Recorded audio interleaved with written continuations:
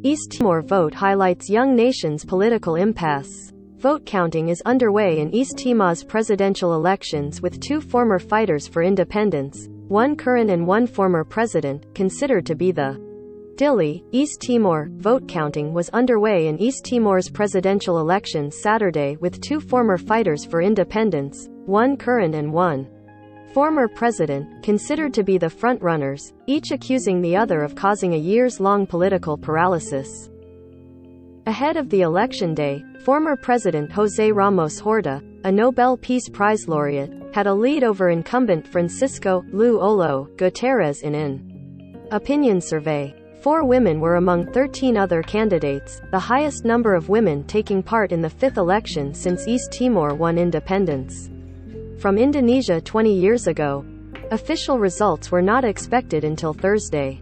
"I am confident that I will win the election again," Guterres told reporters after casting his vote in Dili, the capital. "I call on people to accept whatever the result, and I am ready to work with whoever wins this election." Guterres, 67, is from the Revolutionary Front for an Independent East Timor party, known by its local acronym Fretilin. Ramos Horta, 72, is backed by the rival National Congress of the Reconstruction of East Timor, known as CNRT, a party led by former Prime Minister Xanana Gusmao, also an ex-resistance leader who remains influential. More than 835,000 of the country's 1.3 million people were registered to vote. The winner will take the oath of office May 20th, the 20th anniversary of East Timor's independence from Indonesia, which had invaded the former Portuguese colony in 1975. If none of the candidates secures more than 50% of the votes in the first round, a runoff between the two top vote-getters is scheduled for April 19th. Tensions between Fretilin and CNRT, the two largest parties, led to the resignation of Prime Minister Tor Matin Ruik in February 2020 after the government repeatedly failed to pass a budget. Ruik agreed to stay on until a new government is formed and to oversee the battle against the coronavirus pandemic with a $250 million war chest. His government has operated without an annual budget and has relied on monthly injections from its sovereign fund savings, called the Petroleum Fund. Guterres refused to swear in 9 people nominated by CNRT as cabinet ministers in 2018. CNRT has accused Guterres and Fretilin of acting unconstitutionally and illegally seizing the post of Speaker of Parliament.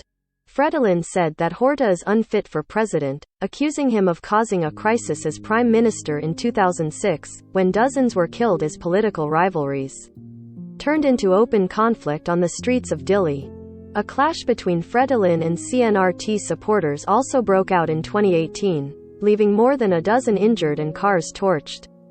Ramos Horta, speaking to media while casting his vote, said the benefits of his party's development plans would be spread more widely and vowed to work closely with Gusmao to implement them. "We have voted based on our own wish for a new president who is able to maintain stability, to develop our economy and to change the current situation," Ramos Horta said. East Timor's transition to a democracy has been rocky, with leaders battling massive poverty, unemployment and corruption. The nation continues to recover from the bloody break for independence 2 decades ago, with an economy reliant on dwindling offshore oil revenues and bitter factional politics. Joaquim Fonseca, a political analyst at RENETIL, a youth organization established during Indonesia's occupation of East Timor, said that no single party would be able to form a government on its own, but that coalitions were necessary. "This remains a challenge for both of the candidates," said Fonseca, who is also East Timor's former ambassador to the UK. "At this point, there is no absolute certainty that either of the candidates will bring the desired changes." The UN estimates that nearly half of East Timor's population lives below the extreme poverty line of $1.90 a day, and half of children under the age of 5 suffer physical and mental stunting as a result of malnutrition. "I do hope the winning president will look after the clean water, the roads to villages and health facilities," said Lucio Cardozo, a Dili resident. Oil revenues, which finance more than 90% of government spending, are rapidly dwindling, and the country's nearly $19 billion sovereign wealth fund could be empty within a decade as the government's annual withdrawals exceed its investment returns, according to Lao Hamutuk, an East Timorese research institute. The finite amount in our petroleum fund will be quickly exhausted if we don't use it wisely to support building strong human resources and sustainable productive sectors, Lao Hamutuk said last November in recommendations to the government about its proposed 2022 budget.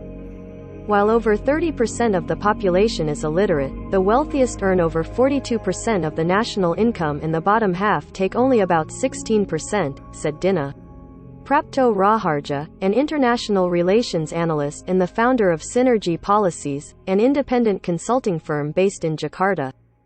This is a big gap that's not easy to bridge unless there is a fundamental governance change from whoever wins the 2022 election, she said.